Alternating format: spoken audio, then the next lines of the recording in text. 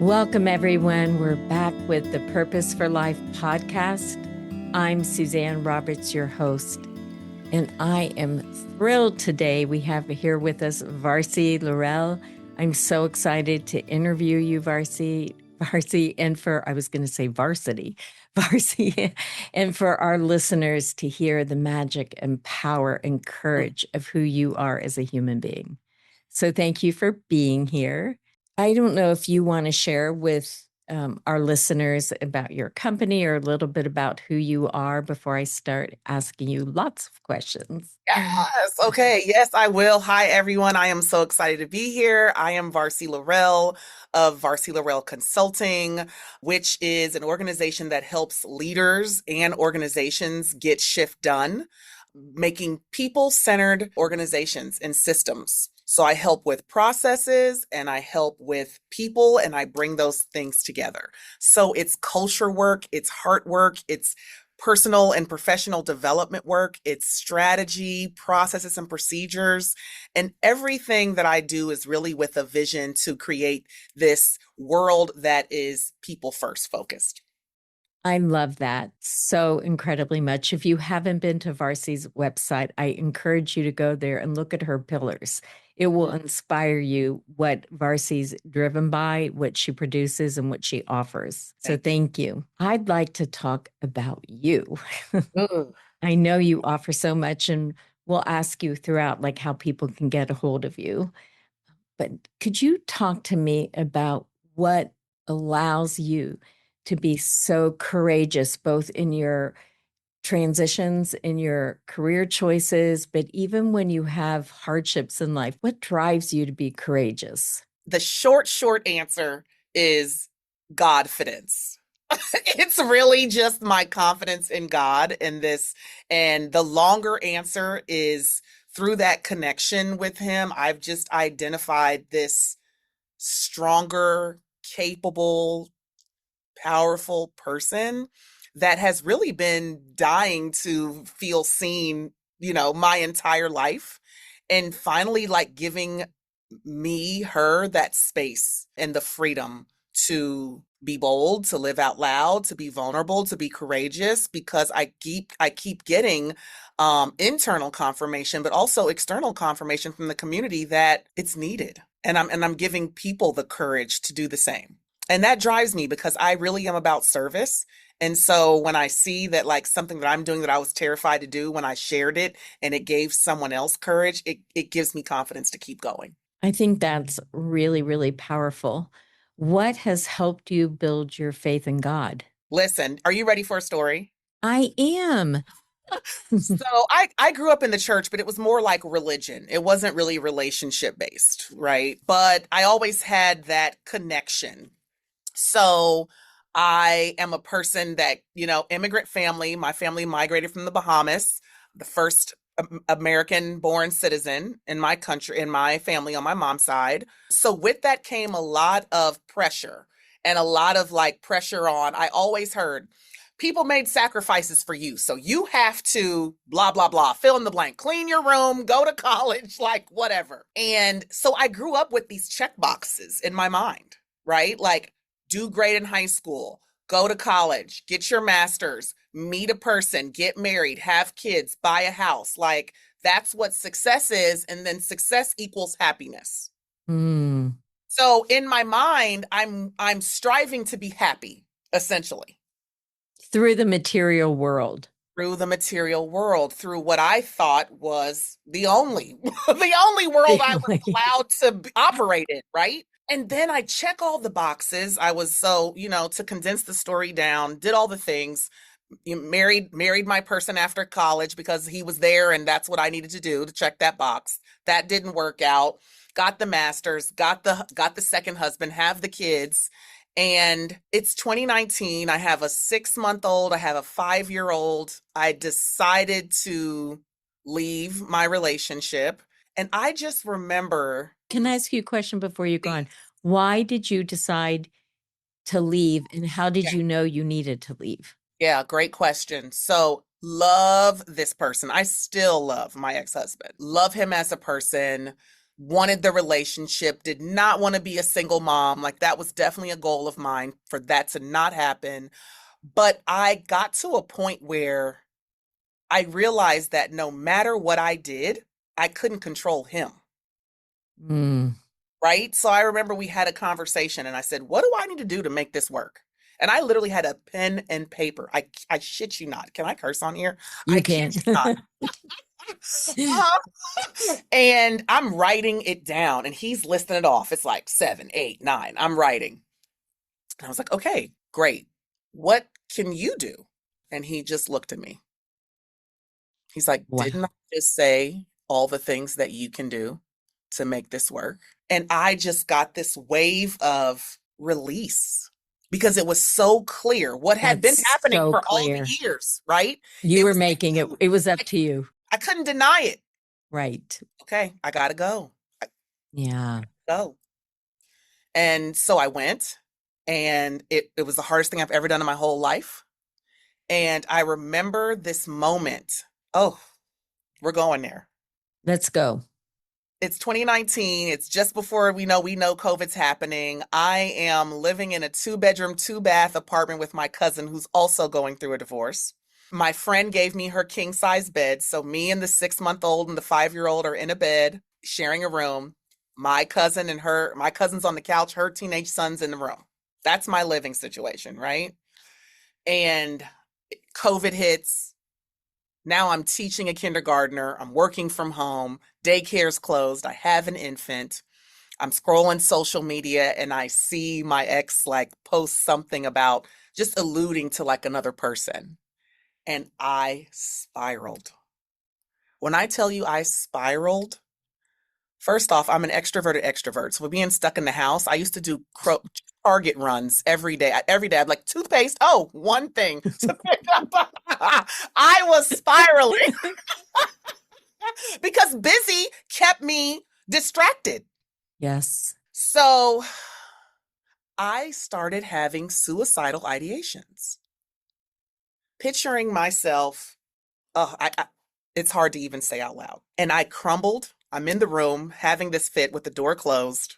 And I'm just going through this scenario of like, if I do this, if I do that, I could end it all. It'd be fine. Like, we'll be good. I'll be gone because there's nothing else I can give here. And I just hear this small voice saying, you know what it looks like when you take control. Can I have a chance? Are you serious? I am dead serious. And I But can just, we just pause for a moment? That is deep. yeah, that's the moment everything changed. I have been intentionally striving to keep God in the driver's seat of my life ever since then. Wow. And it's been up ever since. I mean, it's been hard, right? It's been things that they don't look the way I want them to look all the time, but happiness, peace, purpose, service, community, chef's kiss. Comes from your relationship with God. You're not trying to find it in external circumstances, but through the relationship.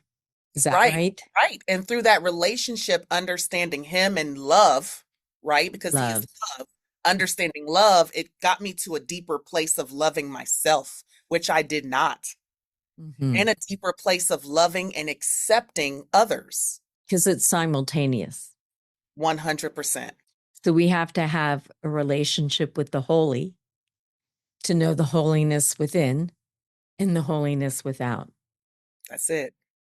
And how do you, when things don't go as you want them to, and you've put maybe energy into them, just like when I was listening to your podcast and the podcast producers ended up, you had a breakup, right? Yep. So Yep. that's the best way to say it. Like, and you're like, oh, this isn't happening the way I thought. How do you handle those kinds of fractures or disappointments or disruptions? Okay. In chronicle order, I get pissed. I get frustrated. I usually pull up my voice memo and like start cursing at it. I vent. And then I try to carve out some time, think through the situation, think through why I'm so frustrated and angry. Was I forcing? Was I controlling? Did I have an idea Mm, of what I wanted something to look like and now it doesn't look like that picture and I'm angry? Is there negative talk going on? And then I usually after that, Suzanne, I usually get to a place of really understanding that even if I don't know what it looks like in the moment, I will have joy in the future when I reflect back on this situation because I'll see how it was for my good. You know what? I love that you said that and that you took us through that process because I always think it's good for us to have a little temper tantrum, maybe Oh set a yeah. timer, get Oh yeah. that temper tantrum. Yeah. That if there's a source of life for all of creation and that's inside of you, and something's not happening with what your mind thinks the agenda should be, that your soul or God or whatever you want to call it has a better idea for you. Yeah. Who's to say what you think it is the right Correct. way? Right. Correct. And so having that moment in the uncertainty, in Mm, the unknowing of what it's actually going to look like, because you're not given what it's actually going to look like in that moment, yeah. that's a moment of pause Yes. and faith. Yeah. Faith because you've been shown over and over and over again, there's a greater joy for you than what you can define for yourself that's being readied for you. Does that make sense? 100%. And that's what I was going to say. It's not just blind faith. We're not just toxically positive and just disputing Yes. all the bad and going to the good and oh in the future, right? It's data. This is all Yes. informed by data. I can look back and see how the shittiest situations have turned out for my good. Yes. It's wild to me to think about. Like I moved around so much. I did not have the stability in childhood. Like I still mourn friends that like I never got to say goodbye to. And I hated that. I want for my kids to go to school with the same kids from K to 12 and there's probably some forcing that goes on because I'm trying to make that happen. But the point is that all of those situations, being around all those different diverse populations got me my brand. Could you say more how having those experiences of all those diverse experiences got you to the Yeah. brand that you have? Yeah. So, okay, when I lived in South Florida, I'm around a lot of Hispanics, a lot of Europeans, a lot of Jewish people, a lot of everybody, right? I can hear accents. I understand little, colloquial differences, just picking up on things. I can adapt. Like I know I can read the room and certain tells. Then living in the Midwest, I went to private school a lot of my life. So like being the only and I understand like a lot of white culture and white new like cultural norms and nuances and but always lived in the hood like I lived in Linden or out west on the hilltop most of the time so I got those dynamics and around those people and they Mm. all were just people that to me they were just different people. There was no hierarchy. There was no like I saw the difference in, socioeconomic differences, right? But there was no hierarchy. It was just people. And I loved it. So now fast forward to the corporate world where you're going to work with different people and I'm open. I didn't come with a lot of the biases. And then you also got to keep in mind I'm West Indian American, so I'm Bahamian American. I'm not African American. There's a different culture with that. Hmm. That's so true. So even when I talk to a lot of my Black American friends, we see the world so different. And so it really just I'm able to connect because I'm able to see someone more clearly. I'm able to have empathy because I'm just seeing your feeling. I'm not attaching it to your gender, your race, your right? And this doesn't mean to say I don't have those biases, but it allows me to really be a safe place for people to be able to coach, for people to tell me their insecurities or their concerns so that I can help them lead better and help their team and therefore help the organization. It's made me very curious and adaptable. So I'm able to kind of see different dots that other people maybe won't see in different spaces and connect them and say Hmm. like if this then that possibly. It's become my superpower, honestly. It's so interesting listening to you. I was like, oh, it sounds like your superpower to see the potential in people across difference without sanitizing oppression, but you're also able to cultivate through people, not just individually, but through teams and an organizational structure to uplift and build potential in a way that You wouldn't be able to if you didn't have this experience. Yeah. That's amazing because you started with people. Now you're talking about people again. Yeah. People, it seems like listening to you, Varsy, you love people. I'm a lover girl. I love people. That Yeah. is clear listening to you. Yeah. You're a lover, Yeah, definitely. an elevator, and a lover, and a motivator.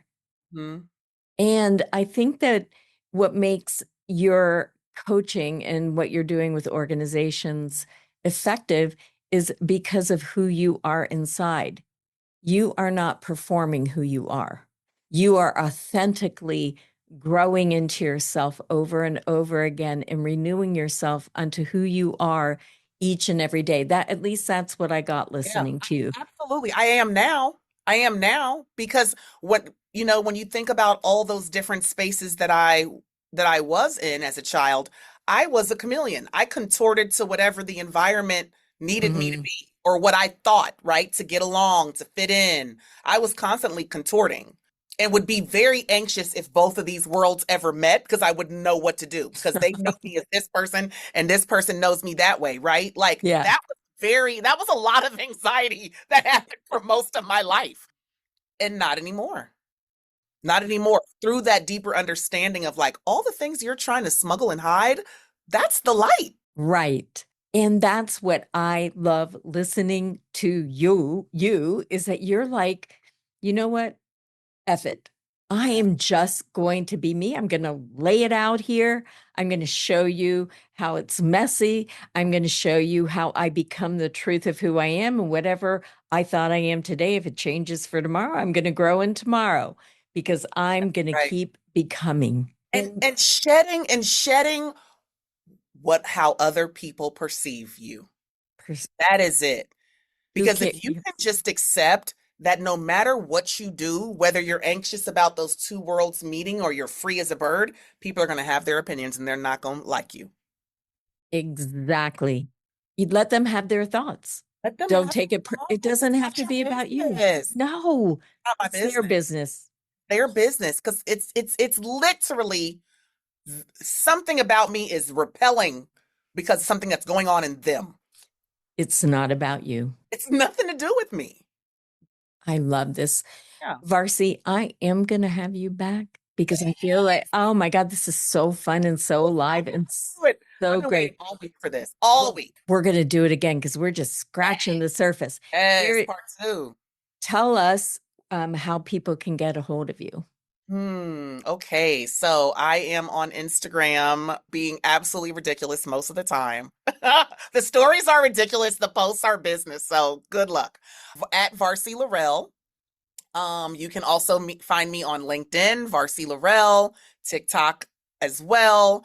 And my website, as Suzanne mentioned, is varseylorel.com. So you can learn more about my values, my mission, maybe get some coaching tips, see if you'd like to engage with me, or if you're a leader, have your team engage with me. You will also get a opportunity to subscribe to my newsletter when you go to the website. That is super fun. So it's On the Floor with Varsey Laurelle, where I'll be in your inbox only once a month for now. And we'll get a deeper dive into like all the crazy happenings in my head and in my world. And I have Recorded Vulnerabilities, which just wrapped season 1. So anywhere you listen to podcasts, you can watch or listen to Recorded Vulnerabilities. Which I have, and I encourage you to. Please, please, please. They're fantastic. I always ask my guests, Yes. what do you think the purpose for life is? It's to be of service. Yeah. And when I serve, I get fed too. Thank you. Thank you. I'm Suzanne Roberts. Just a reminder here, it's deeper than that. It's coming in documentary and book form to an event at the historic Black Lincoln Theater in Columbus, Ohio, October 15th. You can also live stream. It is a time for us to come together for personal and collective healing, where we will get to have access to a self-renewing energy and our wholeness and holiness together. And we all need that right now. Thank you so much for joining me, Varsy. It's a pleasure, and I am going to have you back. Thank you, listeners, for being with us here today. This is Purpose for Life podcast. Suzanne Roberts, your host. We will be back next week, and we love having you here with us. Thank you.